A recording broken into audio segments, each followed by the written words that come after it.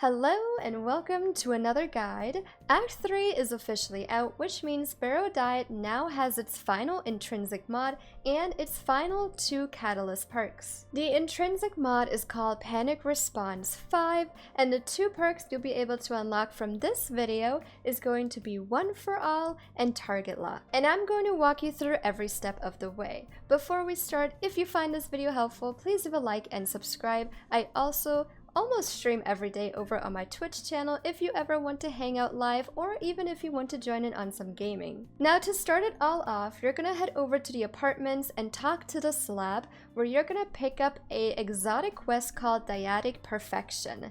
Now this quest wants you to find 6 fragments inside the new strike Sunless cell. It also wants you to complete it. This strike can be launched from the directory in the last city, so you don't have to run a GM if you don't want to. However, keep in mind that this does matchmake you with other blueberries unless you have a full team. I wouldn't worry too much about having to matchmake though, these fragments are not too hard to find. Launching the strike, you're gonna find yourself inside the mausoleum. The first fragment is located inside this doorway that you're gonna run through, then you're gonna make a right and run down this entire hallway until you make it all the way towards the end that has those jail bars, and on the ground you'll find the first one that you can pick up. The second Oseo's fragment is actually right around the corner, so run towards the right hallway and then make another right, and on the side of the wall you're gonna jump on top of these windows until you make it to the very top and get the fragment.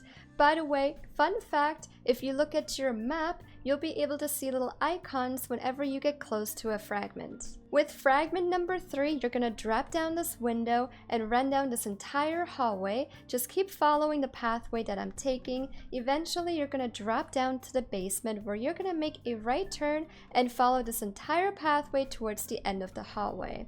At the end, make a left turn, walk towards the wall, and just look to the left and you'll find the next one hiding. The next 2 fragments are located inside this gigantic room that has the blights on the left and right side that you had to shoot down and has those rotating platforms. For the 4th fragment, you're just gonna walk out there and make a left towards that staircase, and you're gonna look over the edge and you'll see this pathway that's kind of unstable lead you to the fragment down below. Starting in the same position, fragment number 5 will be on the left side of the staircase as well. Just walk down further and look over the edge again. This time pull out your ghost and it will reveal an invisible platform down below. Drop down and then pull out your ghost again to reveal another invisible platform, and when you jump on that one, that will lead you towards a ledge that has the fragment. In order to get back up, you're gonna use the exact same strat, pulling out your ghost and looking for the invisible platforms to climb back up.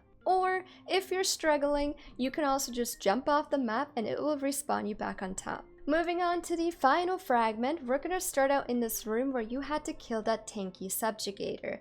After everything is dead, use the exit door to leave, make a left and keep running straight on top of this platform, and the fragment is laying on the ground on the other side. If you have already completed the strike, your quest should have auto-completed and given you your 5th intrinsic mod called Panic Response 5. If you haven't done the strike yet, go ahead and continue it until you defeat the boss. But please make sure you have Barrow Dyad equipped. The reason I say this is because when you have that weapon equipped and you complete the strike, you're gonna get a secret quest that will give you the One for All catalyst perk. This is going to save you some time. Fast forward to defeating the boss. If you didn't get the intrinsic mod earlier when you picked up the fragment, it should definitely drop it for you now, along with a new exotic quest called Trembling Oseo's Spine. With that, you're gonna head back over to the apartments and talk to the slab, which will give you the actual quest so you can start the catalyst part. Your new quest is going to be called a Hundredfold Path, and it wants you to find 10 Tithing Worms,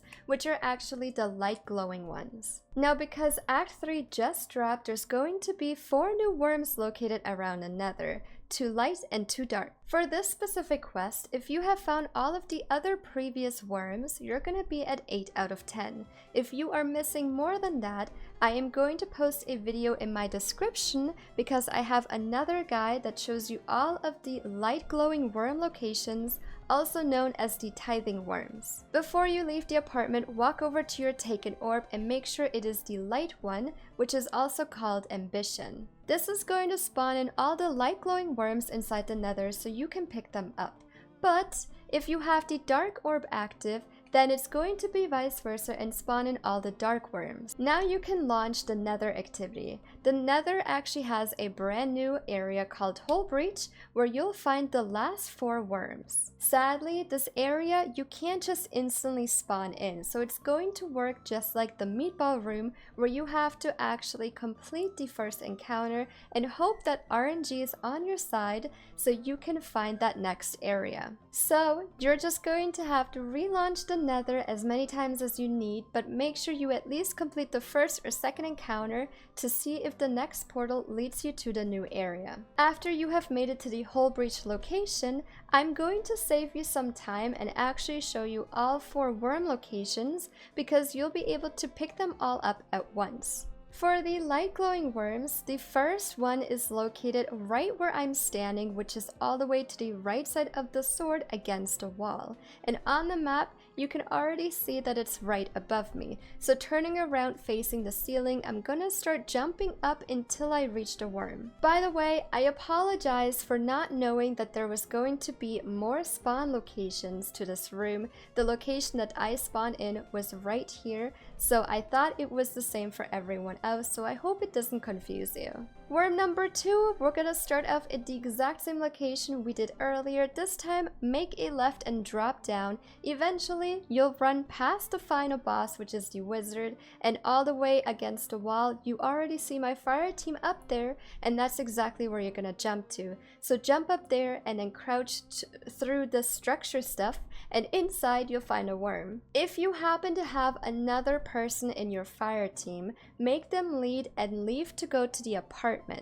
You're then gonna talk to the taken orb and turn it into the dark glowing one. You're gonna go back to your friend and join up on them, and now you'll be able to pick up the 2 dark worms. For the first dark worm, start out in this position again. You're gonna run towards the sword this time because it's located inside one of the holes. So just follow this pathway. I eventually jump up on another platform and run through the sword to get to the other side, jump on another platform, and on the side of the sword you'll see 3 holes, and you want to jump towards the furthest one. And once you make it over there, you can pick up the first worm. The second dark worm is located in a funny spot. You're gonna start out right here again, run straight down and past this red structure on the left side, all the way towards the edge. Right next to that red pillar, you're gonna look down, drop down to a ledge, and then you're gonna look up because the worm is just hanging there. You are eventually gonna need to find those 2 dark worms for a different catalyst perk quest,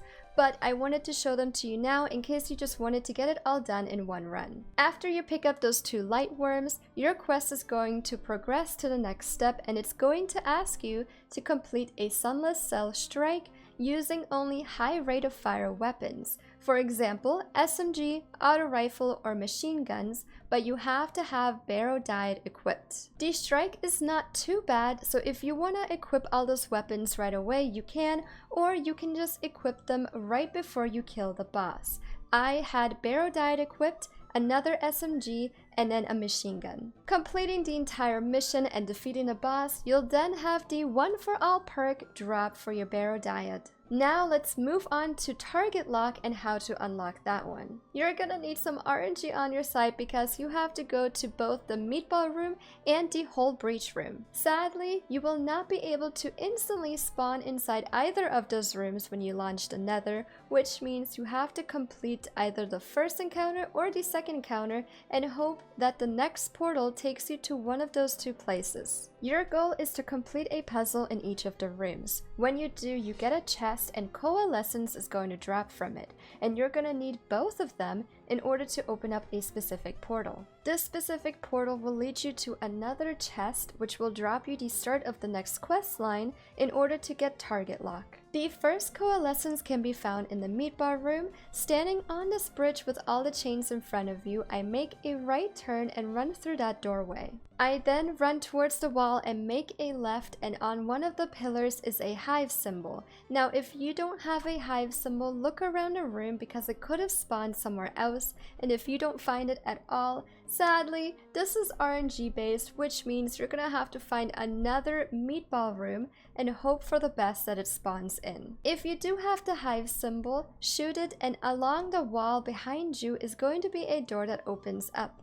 When you're inside, your objective is to find a blight and shoot it. So I can't exactly tell you what pathway to take because it does spawn in randomly somewhere along this maze inside, but just keep running throughout the entire maze until you come across the blight, shoot it, and it's going to spawn in a chest, and when you pick that up, the Coalescence drops with it. For the second Coalescence, you're gonna find it at the Hole Breach, which is the brand new area. I don't exactly know where you spawn in, but I have the final boss to my left side, and I want to run down towards that red structure, and towards the right side wall is going to be a platform I'm gonna jump up to. Around the corner is a Cabal flag with Toland right next to it.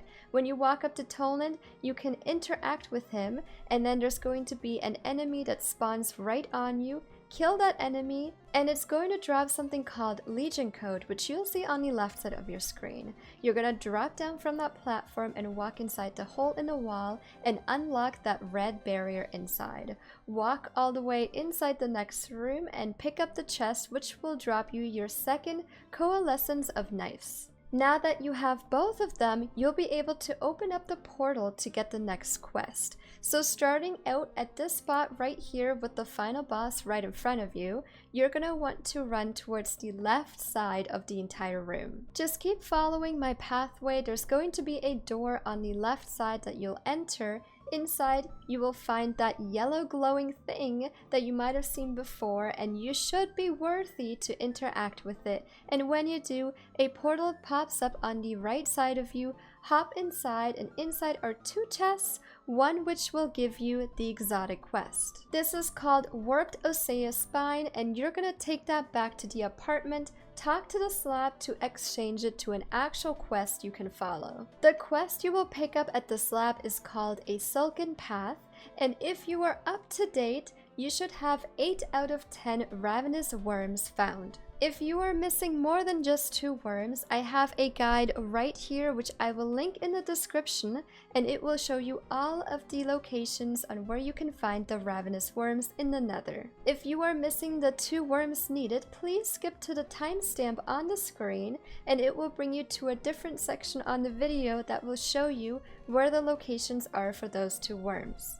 However, if you have already found all of the worms, it should auto-complete it for you and bring you to step 2 out of 2. Assuming you now have all of the worms, your next quest step, which is also the final step, is asking you to complete the exotic mission Derealize with the Barrow Dyad submachine gun equipped. This mission isn't too hard, so if you'd like to equip Barrow Dyad for the entire time, definitely do that, or you could just switch to it before you kill the final boss. Go ahead and launch the exotic activity through the directory and complete the entire mission. At the very end, after defeating the boss, you will have the target lock perk drop, which should be the final one for you. And that is it! You are officially done getting everything for your Barrow Dyad. This has definitely been quite a grind, but I won't lie, I had a ton of fun doing it. And if you happen to miss anything else for your weapon, I have a bunch of guides on my YouTube channel that walks you through getting the Barrow Dyad exotic SMG and all of the perks. If you have not yet, please leave a like and subscribe if you find this video helpful in any way. It definitely means so much to me. Other than that, I will either see you in another live stream on my Twitch or in a future video. Bye!